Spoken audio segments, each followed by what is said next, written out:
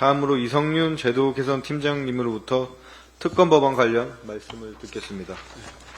예, 방금 소개받은 이성윤입니다. 저는 저희 대책단에서 제도 개선 팀장이긴 하지만 특검법 준비를 제가 하게 됐습니다. 저희 대책단에서 준비하고 있는 대북 송금 관련 사건 관련 검찰 조작 특검법에 대해서 간단히 요약해서 말씀을 좀 드리겠습니다. 법안명은 언론 여러분께서 알기 쉽도록 대북 송금 사건 관련 검찰 조작 특검법으로 요약해서 알리기로 했습니다. 다만 실제 의원과에 제출되는 법안은 완결성을 위해서 김성태 대북 송금 사건 및 이화영에 대한 검찰의 모해 이중 교사에 따른 직권남용 의혹 등의 진상 규명을 위한 특별검사 임명되어 관한 법률안 좀 깁니다.로 할 예정입니다. 이번 특검법의 내용을 좀 말씀드리겠습니다. 김성태 대북 송금 사건 전체에 대한 재수사를 핵심 골자로 하고 있습니다. 검찰이 쌍방울 전 대표 김성태 대북 송금 사건에 대해서 봐주기 수사를 했고 또 이런 거래를 통해서 솜방망이 구형을 했다는 의혹이 제기되었고 추가로 김성태가 대북 송금을 하는 과정에서 주가 조작을 했다는 의혹이 제기되어서 이 모두를 수사 범위에 포함시켰습니다.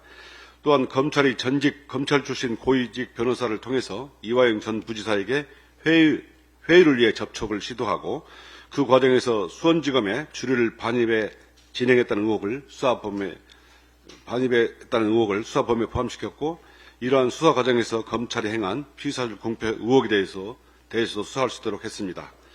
이번 특검법은 검찰의 잘못된 수사 과정을 뿌리뽑고 검찰을 바로 세워서 국민의 품으로 돌려드리기 위한 법안입니다.